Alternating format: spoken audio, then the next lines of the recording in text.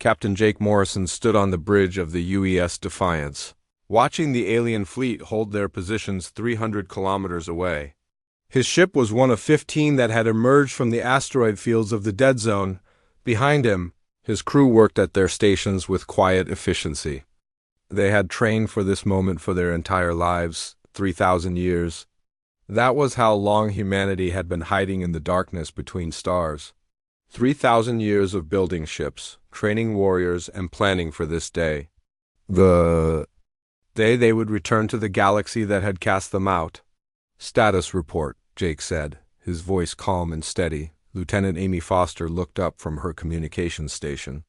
She was young, but she had the same hard look in her eyes that all humans carried now. It was the look of a species that had learned to survive in the cold depths of space. "All ships report ready, Captain," she said. "The aliens are maintaining defensive positions. They have not powered weapons, but their shields are at maximum strength." Jake nodded. He had expected this. The alien species had grown soft during humanity's absence. They had forgotten what real warfare looked like. They still thought in terms of formations and defensive positions. They did not understand that humans had moved beyond such simple tactics. "Any response to our identification request?" he asked. "Yes, sir," Amy replied. "The lead ship is broadcasting in 17 different languages. They are demanding we identify ourselves and state our intentions. They also want to know where we came from and how many ships we have." Jake smiled. It was not a pleasant expression. "They want to know how many ships we have? Tell me, Amy, how many human ships are there?" The young lieutenant checked her console. "Currently deployed in this operation?" 15, sir, total in the fleet?" She paused, accessing classified information. 347 major combat vessels, sir, plus support ships and construction vessels. "And how many people know about our return?" "Besides us, no one, sir. We are the first contact team." Jake walked to the main viewing screen. The alien ships were sleek and elegant, built more for show than for fighting. He could see weapon ports and shield generators, but they were arranged in patterns that prioritized aesthetics over function. These people had been at peace too long. "Open a channel to Admiral Morrison," he ordered. The screen flickered and the face of Admiral Lisa Kane appeared. She was Jake's superior officer and the overall commander of the human return operation.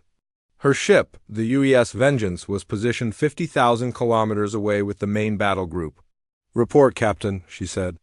"First contact achieved," Jake replied. 15 alien ships, Hegemony Defense Fleet markings. They are requesting identification and showing standard defensive postures. No hostile actions detected. "Good. Are you ready to deliver the message?" Jake looked around his bridge. His crew was watching him with expressions of anticipation and anger. Every person on every human ship had lost family in the exile. Every person had grown up hearing stories of the galaxy they had been forced to abandon. "Yes, Admiral. We are ready. Then proceed with Phase 1. Let them know we have returned." The communication ended. Jake turned to Amy. "Open a channel to the alien fleet, all frequencies. Make sure every ship can hear us." "Channel open, sir." Jake stepped forward. This was the moment that would change everything. The moment when the galaxy learned that humanity had not died in the void. They had been transformed by it. "This is Captain Jake Morrison of the United Earth Stellar Navy," he began. His voice was broadcast across space to the waiting alien ships. "We are the species you call myth. We are the Terrans your ancestors feared. We have returned to reclaim what was taken from us." On the bridge of the Destroyer of Worlds, Admiral Vex Prime listened to the transmission with growing alarm. The human captain's voice was calm and controlled, but there was something underneath it that made his skin crawl. It was the voice of someone who had seen terrible things and was no longer capable of mercy. "Did he say United Earth Stellar Navy?" Commander Yara 6 asked. "He did," the Admiral replied. "They have maintained military organization for 3,000 cycles. That should not be possible." "Sir," the communications officer interrupted, "more transmissions incoming. They are sending data packets. Technical specifications. Historical. Records, and sir, they are in our languages, all of them. Admiral Vex Prime felt cold. How many languages? All of them, sir. Hegemony Standard, Vorthen High Speech, Crystalline Harmonic, Trade Federation Basic, they know our languages better than some of our own people do. Back on the Defiance, Jake continued his message. For 3,000 years, we have watched your civilizations from the darkness. We have learned your languages, studied your cultures, and observed your politics. We know your strengths and your weaknesses. We know your fears. He paused, letting the words sink in. You exiled us because you thought we were dangerous. You were right, but you made a mistake. You thought exile would destroy us. Instead, it made us stronger. Lieutenant Foster whispered to her captain. Sir, we are receiving hundreds of communications requests from the alien ships. They want to negotiate. Not yet, Jake replied. Let them understand what they are dealing with first. He continued his broadcast. We do not come as conquerors. We come to reclaim what belongs to us. The worlds you took. The territories you close to us, the rights you denied us, we want them back.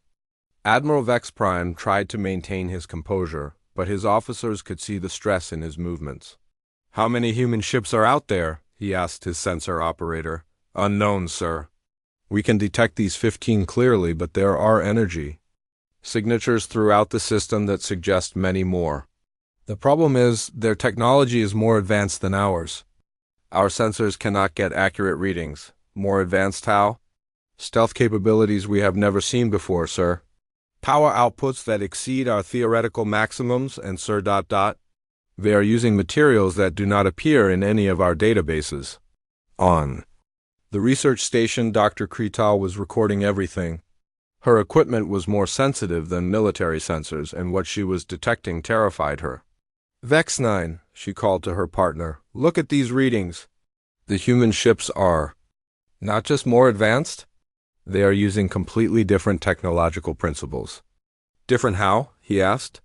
Their engines do not use any known fuel source. Their weapons generate energy patterns that should be impossible, and their hull materials. Vex 9, I think they have learned to manipulate matter at the atomic level. That is beyond anything we thought possible? It is beyond anything we thought possible 3,000 years ago, Kretal corrected. But they have had 3,000 years to advance. While we were fighting each other and building bureaucracies, they were learning to survive in the harshest environment imaginable, the void between galaxies. Jake's message continued. You will find that we are no longer the species you remember. We have adapted to survive anywhere.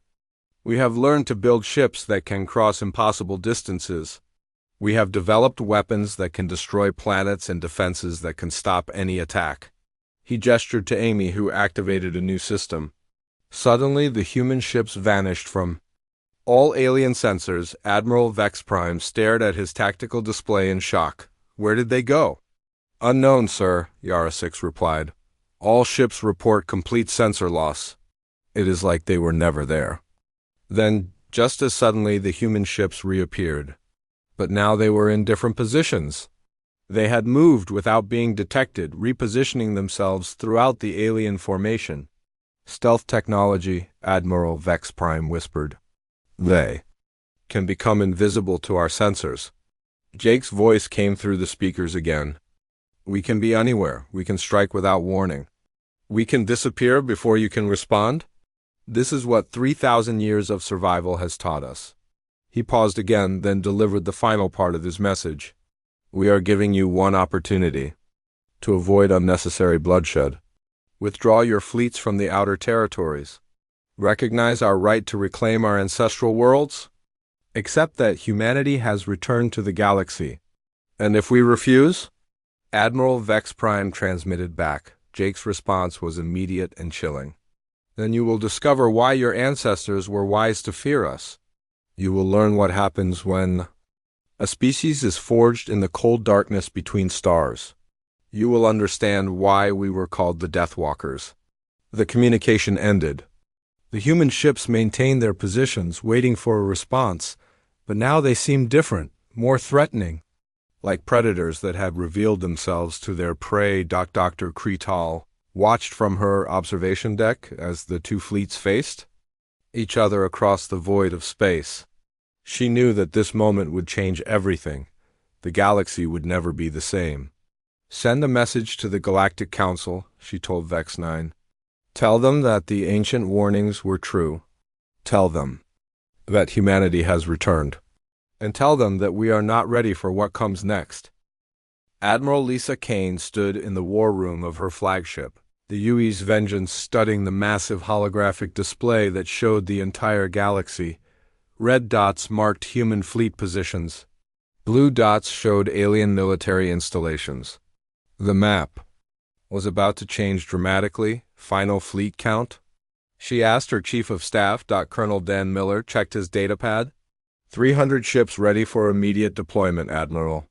Another 50 in reserve for defensive operations. All captains.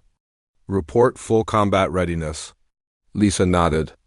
It was the largest human military force ever assembled since the exile began. Each ship represented decades of careful construction and technological advancement. More importantly, each crew had been trained specifically for this moment. "What about our intelligence on alien defensive capabilities?" she asked. "Comprehensive data from 3,000 years of observation," Don replied. "We know their weapon systems, their tactical doctrines, their command structures. We also know their weaknesses." The display zoomed in on a cluster of star systems near the Galactic Center. These were the core worlds of the Galactic Council, heavily defended and considered impregnable by alien standards. "They think in terms of defensive lines and fortified positions," Lisa said. "They build their defenses to stop the kind of attacks they understand. They are not prepared for human warfare." Lieutenant Commander Ben Clark entered the war room, carrying urgent communications. He was young for his rank, but he had proven himself in the deep space reconnaissance missions that had prepared for this operation. "Admiral," he said, saluting, "we have response from the Council worlds. They are mobilizing everything they have." "How much is everything?" Lisa asked. "Over 1,000 ships from 18 different species. Supreme Commander Threx Alpha is taking personal command of the combined fleet," Lisa smiled. Threx Alpha was a legend among the alien military, famous for never losing a battle. But he had never faced humans before. "Where are they concentrating their forces?" "The Kepler Nebula, Admiral.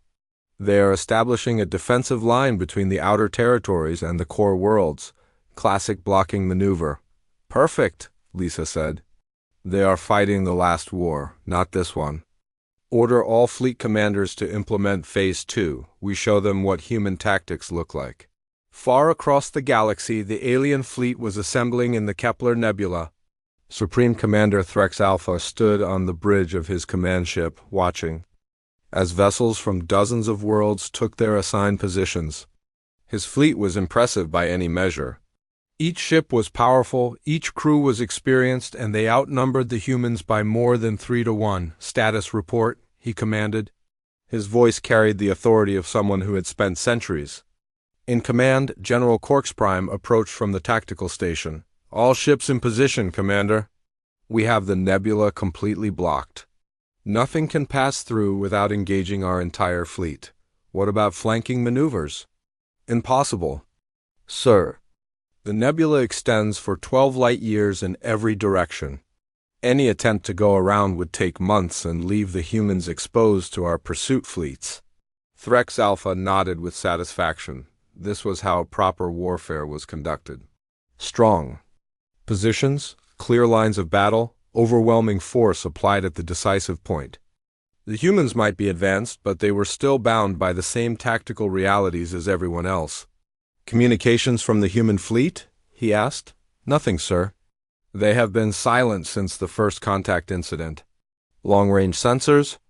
"Show their ships massing in the dead zone, but they are not moving toward our position." "They are planning something," Threx Alpha said. "Humans are supposed to be cunning. They will not attack our strongest position directly." But even as he spoke, alarms began ringing throughout the fleet. The tactical displays flickered and changed, showing new contacts appearing throughout the nebula. "Report!" Threx Alpha demanded. "Sir," the sensor operator called out, her voice shaking. "Human ships are materializing inside our formation. They are everywhere." Threx Alpha stared at the display in disbelief. Dozens of human vessels had appeared in the middle of his fleet, as if they had been invisible until this moment. They were not outside the defensive line trying to break through. They were already inside, scattered among his ships like wolves among sheep. "How is this possible?" General Corks Prime asked. Before anyone could answer, the human ships opened. Fire. Commander Ryan Blake commanded the destroyer use Wasp-A, one of 6 human ships that had penetrated the alien defensive line using advanced stealth technology. His orders were simple: create chaos and demonstrate human capabilities. "Target selection?" his weapons officer asked. "Command ships first."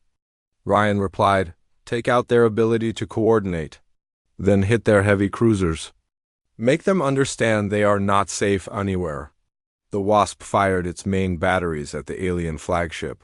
The energy beams cut through space with devastating precision, striking the massive vessel's bridge section. Shields that should have absorbed. The attack collapsed instantly. Armor that should have deflected the beams melted like ice in sunlight. "Direct hit on enemy command ship," the weapons officer reported. "Severe damage to their bridge section. They are losing power." "Next target," Ryan ordered. "Keep moving. Do not let them get a lock on us." Throughout the nebula, the other human ships were conducting similar attacks. They appeared without warning, struck with overwhelming force, then vanished again before the aliens could respond. It was a style of warfare the galaxy had never seen before. On the alien flagship, chaos ruled the bridge. Half the control stations were offline. Emergency lighting cast everything in red shadows. Supreme Commander Threx Alpha was injured but still conscious. "Damage report," he shouted over the alarms. "Severe damage to primary systems," an officer called back. "We have lost main communications, navigation, and weapons control. Engineering reports hull breaches on 7 decks. "How many ships did this?" "1, sir. A single human destroyer did this to our flagship." Threx Alpha felt something he had never experienced before: helplessness. His massive fleet was under attack by a force he could not see, could not predict, and could not counter.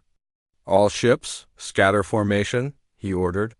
"Do not try to maintain the line. Individual ships, engage targets of opportunity." But his orders could not be transmitted. The human attack had destroyed his communications array. Each alien ship was now fighting alone, cut off from the others, trying to battle an enemy that could strike from anywhere. Dr. Kretal watched the battle from her research station with a mixture of fascination and horror. Her instruments were recording energy readings that defied explanation. "Vex 9, she called to her partner. "Look at these weapon signatures. The humans are not using conventional energy weapons. What are they using?" "I think they are manipulating space-time itself," she replied. "Their beams are not just energy. They are somehow altering the fundamental structure of matter at the target point. That should be impossible. Everything about the humans should be impossible. But they have had 3,000 years to make the impossible real." The battle in the Kepler Nebula lasted exactly 18 minutes. When it ended, the great alien fleet was scattered and broken. 12 ships had been destroyed completely. Another 30 were so badly damaged they could not fight. The rest were fleeing in all directions.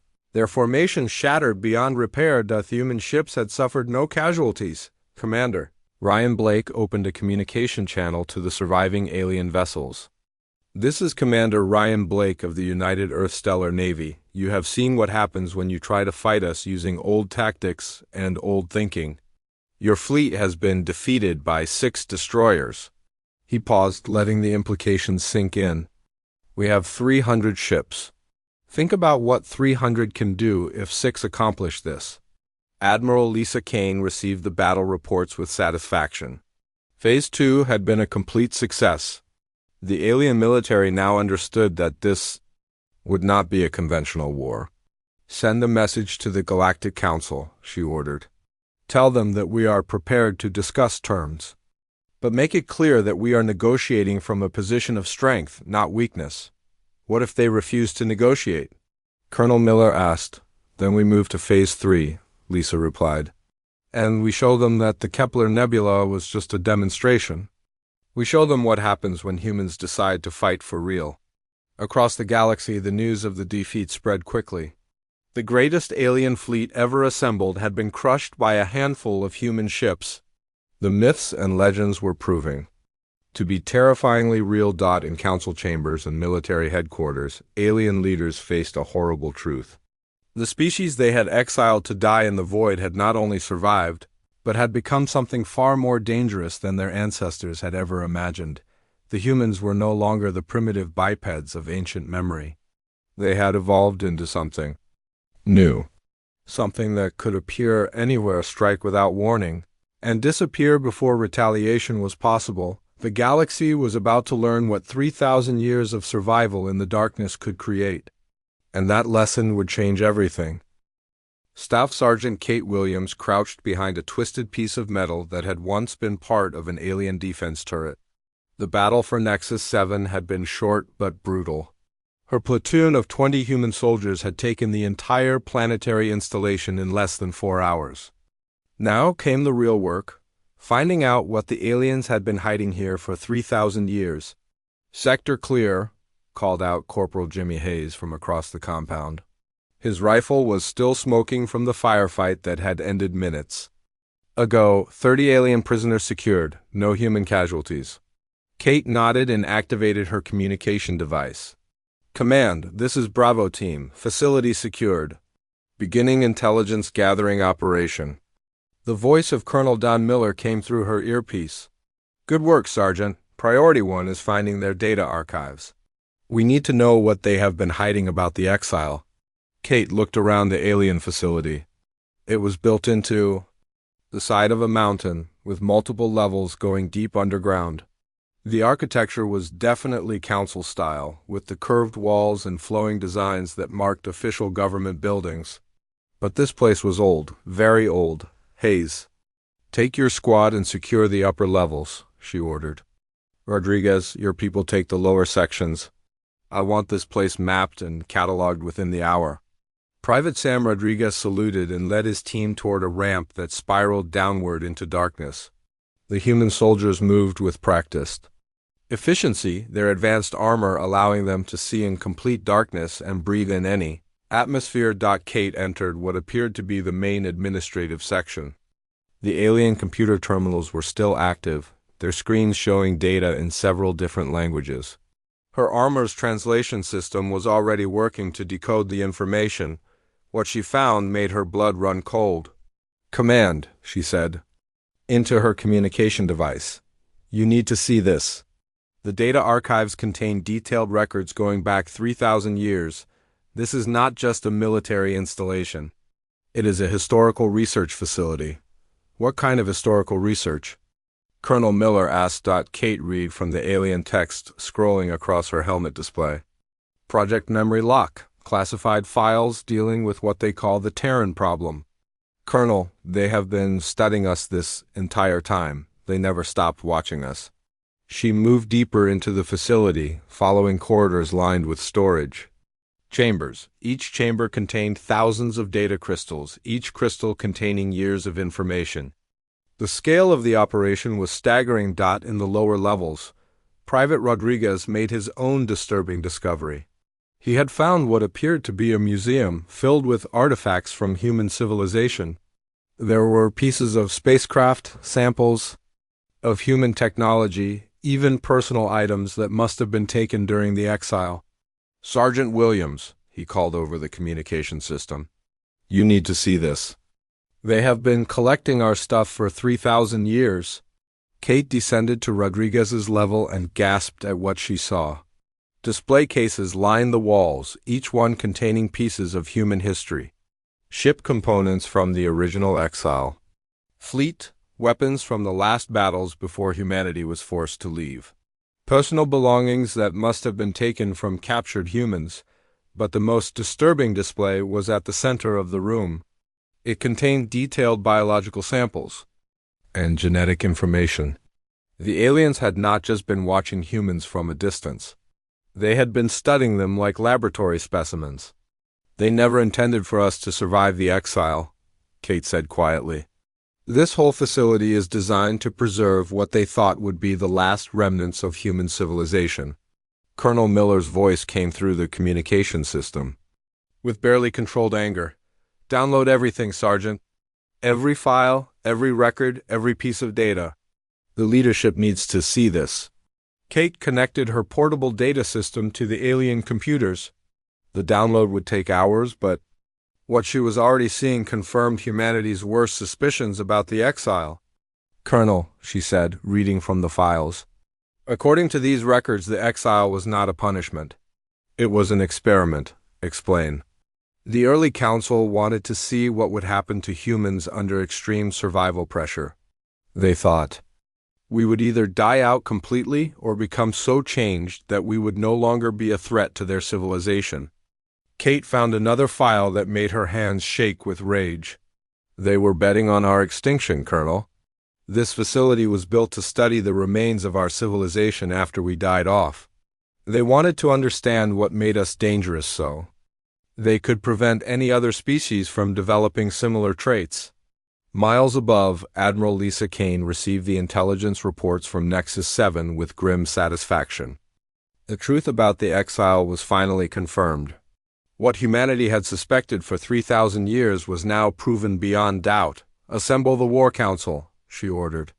All fleet commanders, all ground force leaders, all intelligence chiefs. It is time they learned what we are really fighting for. 2 hours later, the senior leadership of the human fleet gathered in the main conference room of the UES Vengeance. The evidence from Nexus 7 was displayed on screens around the room. Documents, recordings, and artifacts that proved the exile had been planned genocide. Ladies and gentlemen, Admiral Kane began, we now have proof of what our ancestors suspected. The exile was not random. It was not even punishment for any crime we committed. It was a deliberate attempt to destroy our species while studying. How we died? Colonel Miller stepped forward and activated a new display. The facility on Nexus 7 contains 3,000 years of surveillance data. They have been watching us throughout our exile. They know about our colonies, our technological development, our population growth. They have been waiting for us to either die out or become weak enough to control. Captain Jake Morrison, recently promoted for his role in First Contact, spoke up. What about the other species? Do they know about this? That is the most disturbing part, Admiral Kane replied. According to the records, only the inner circle of the Council knew the truth. Most alien species believed we had simply vanished into deep space. They were told we chose exile over integration. The room was silent as the implications sank in. The vast majority of alien civilizations were not enemies.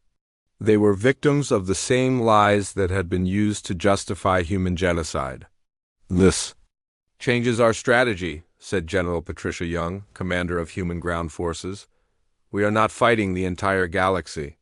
We are fighting a corrupt government that has been lying to everyone for 3,000 years. Admiral Kane nodded. Exactly.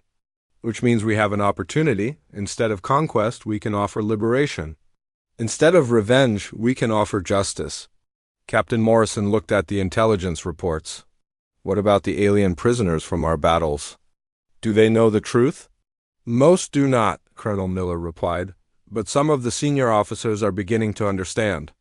The defeat at Kepler Nebula has made them question what their leaders have been telling them. Admiral Kane made her decision. We are going to tell them, all of them. Every alien species, every colony world, every space station. They are going to learn what their government did to us and why we have returned. That could cause massive instability, General Young warned. If the alien populations turn against their own governments, then maybe it is time for those governments to fall, Admiral Kane replied. We did not come back for revenge against innocent people. We came back to reclaim our place in the galaxy and to ensure that what happened to us never happens to anyone else. She activated the main communication system that would broadcast to the entire fleet. All ships, all commands, prepare for Operation Truth Storm. We are going to broadcast the evidence from Nexus 7 to every inhabited world in the galaxy. Let them see what their leaders are capable of. Let them decide for themselves whether we are the monsters their governments claim we are. Dr. Kretal received the human broadcast on Andromeda Research Station. She watched in stunned silence as document after document revealed the conspiracy that had shaped galactic civilization. For 3 millennia, Vex 9, she whispered to her partner, look at this data. The humans are not invaders. They are refugees returning home. But the Council said they were dangerous, Vex 9 protested. They said humans were a threat to galactic peace. They were a threat? Kretal replied, studying the ancient records. But not because they were violent. They were a threat because they asked questions the Council did not want answered. They made alliances the Council did not approve of. They represented change in a system designed to maintain the status quo. Across the galaxy, similar conversations were taking place as the truth spread from world to world. The revelation was causing exactly the kind of instability that Admiral Kane had predicted. But it was also creating something else, hope. For the first time in 3,000 years, oppressed species saw an example of successful resistance to Council authority. If humans could survive exile and return stronger than ever, maybe other changes were possible too. The war was no longer about human versus alien. It was becoming something much larger, a struggle between freedom and control, between truth and deception, between the future and the past and humanity forged by 3,000 years of survival in the darkness was prepared to lead that struggle to its conclusion. The sand blew across the desert in waves that looked like water. Veltar Kess pulled his breathing mask tighter against his face as he watched the human machines dig deeper into the earth. The Zephyrian had been on this planet called Earth for 3 months now, and he still could not understand why the Galactic Council wanted them here. Earth was supposed to be a simple world. The humans had only discovered space travel 200 years ago. They were new to the galaxy and weak compared to the great powers. Yet here he was, leading a team to search for mineral deposits that could help the humans build better ships. Chief Kess, you need to see this, called out Zixra, his second in command. Her voice carried worry that made Veltar's stomach tight. He walked over to where she stood next to the large scanning machine. The device was twice as tall as a human and could see deep into the ground. Right now it was showing something that should not exist. What am I looking at? Veltar asked, though he had a bad feeling he already knew. Metal, sir, lots of metal. 3 kilometers down. Zixra pointed at the screen with one of her 4 arms. But look at the readings. Veltar looked closer. The metal was not iron or steel like humans used. It was not even the advanced alloys that his own people made. The computer could not identify what it was made of. Worse, the dating system said it was old, very old. How old? He asked. The computer says at least 12,000 years, sir, maybe more. Veltar felt his blood turn cold. 12,000 years ago, there was no human civilization. There was barely any civilization anywhere in the galaxy. The first galactic empire had only started 8,000 years ago. What could be buried here that was older than that? Could the machine be wrong? He asked, hoping it was. I ran the scan 5 times, sir. The results are the same each time. Dr. Lisa Blake walked up to them. The human woman was tall with brown hair and curious eyes. She had been assigned to work with them by the Earth government. Veltar liked her, but right now he wished she was not here. Is everything okay? Lisa asked. You both look worried. Veltar and Zixra shared a look. They had been told to report anything unusual to the Galactic Council immediately. They had not been told what to do about humans who might ask questions. Just some strange readings, Veltar said. Nothing to worry about. Lisa stepped closer to look at the screen. She was smart, and Veltar could see her mind working as she studied the data. This shows something big down there, she said. Something metallic, and these dates, they can't be right. There was nothing here 12,000 years ago. The machine must be broken, Zixra said quickly. We will fix it tomorrow. But Lisa was already pulling out her own scanner. It was smaller than theirs, but still good enough to confirm what they had found.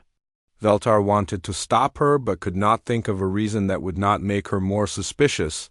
The human device beeped as it finished its scan. Lisa stared at the results for a long moment. "Your machine is not broken," she said quietly. "There really is something down there, something that should not exist." That night, Veltar sent an encrypted message to the Galactic Council. He told them what they had found and asked for orders. The reply came back within hours, which was unusually fast. The message was short and clear. Continue excavation. Restrict human access. Report all findings immediately.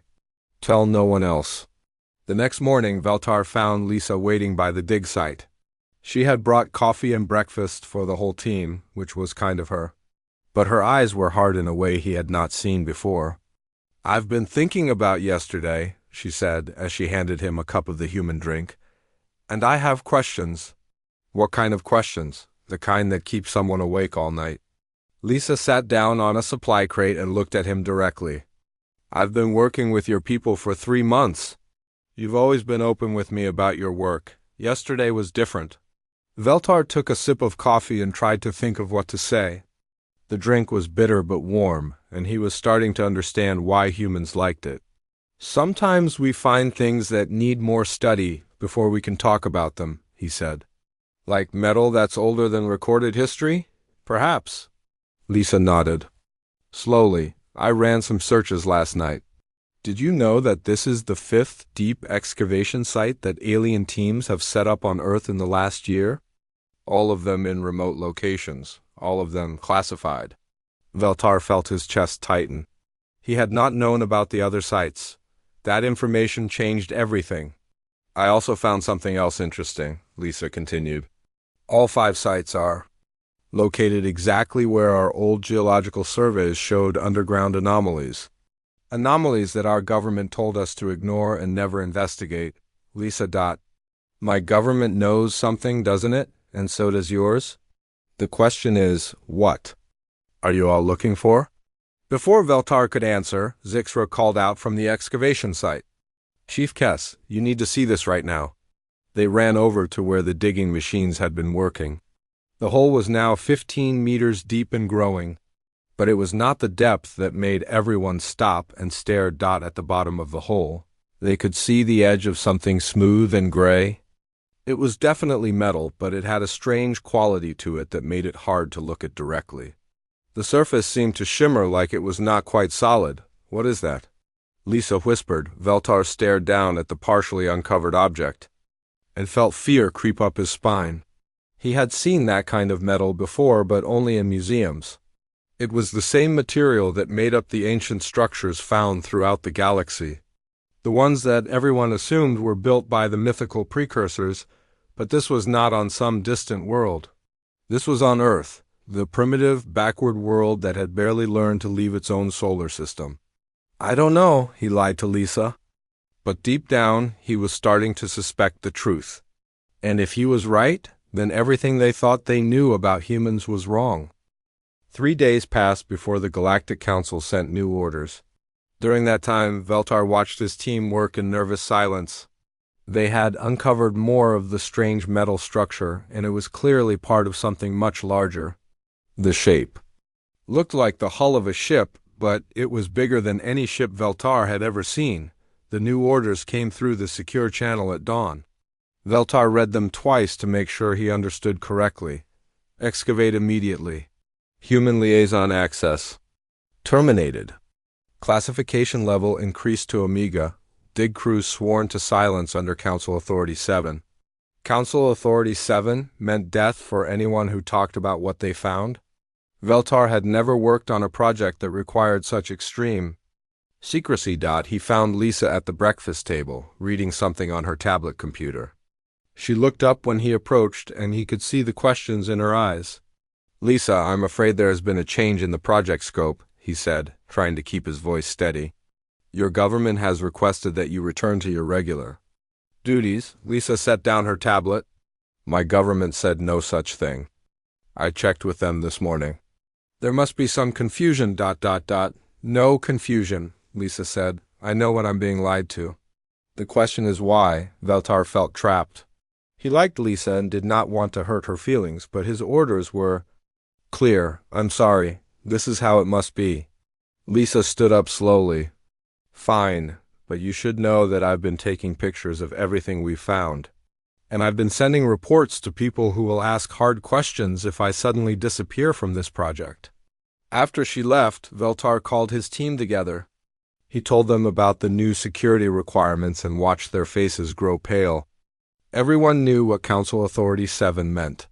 Sir, Zixra said quietly, are we sure we want to continue? Whatever is down there, someone very powerful wants it kept secret. We have our orders, Veltar replied. But privately he was starting to wonder the same thing. They worked through the day and into the night. The digging machines pulled tons of sand and rock away from the buried structure. As more of it was revealed, Veltar began to understand why the council was so worried. It was definitely a ship, but it was not like any ship in their databases. The design was sleek and dangerous looking, with weapons ports that could hold massive guns.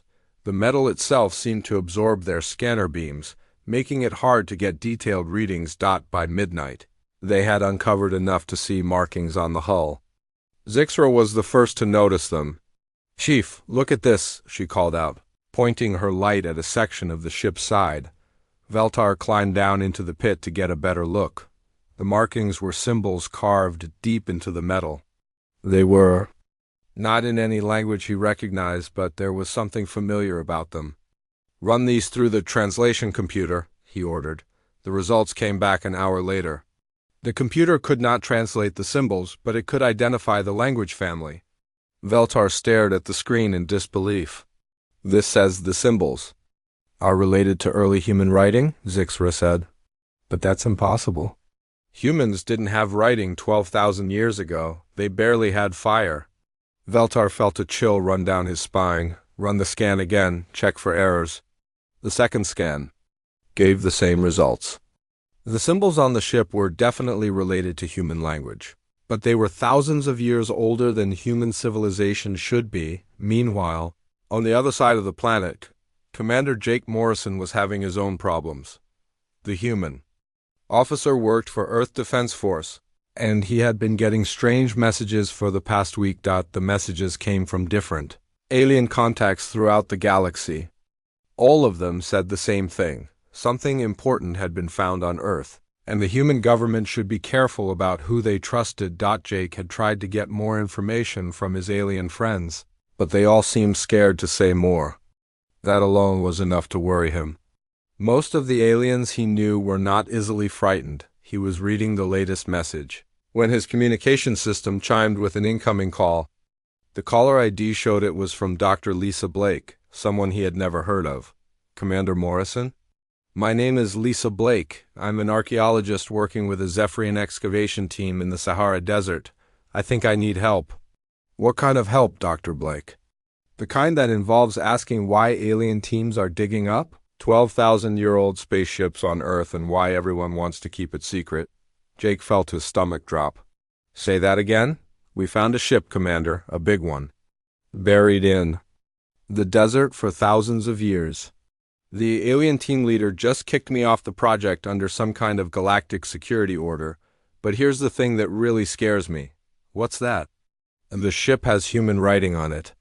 Writing that's older than human civilization. That night, Jake made several encrypted phone calls to people he trusted in the Earth government. What he learned made him wish he had never asked.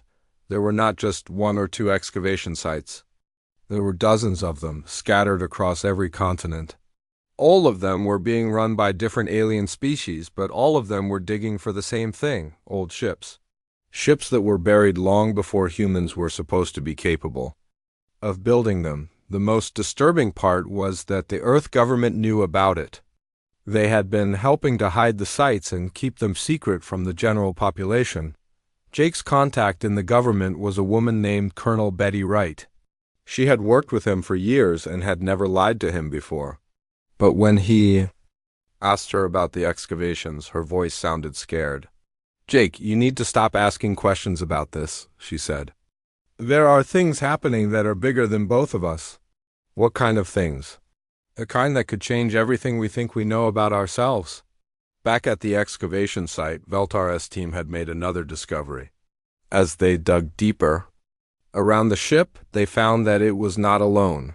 Scanner readings showed at least 5 more ships buried nearby, all of them connected by what looked like underground tunnels. It's not just a ship, Zixra said as she studied the new data. It's a fleet, a whole buried fleet.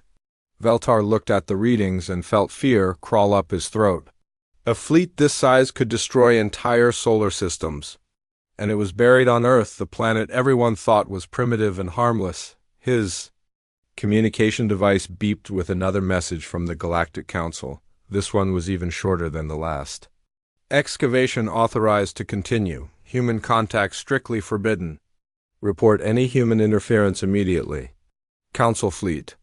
En route to secure site. Veltar read the message 3 times. The Council was sending a fleet to Earth. That only happened when something threatened the stability of the entire galaxy. He looked down at the ancient ship buried in the sand and wondered what secrets it held. More importantly, he wondered what would happen when those secrets were finally revealed. In her hotel room 50 miles away, Lisa Blake was making phone calls of her own. She had contacts in universities around the world, and she was starting to piece together a picture that terrified her. The excavations were not random. They were all located at sites where ancient human legends spoke of gods coming from the sky. Places where old stories told of great wars fought with weapons of fire and lightning, stories that everyone had always assumed were just myths. But as Lisa looked at the pictures she had taken of the buried ship, she began to wonder if the myths might be memories. Memories of something that really happened long ago when humanity was something very different than what they appeared to be now.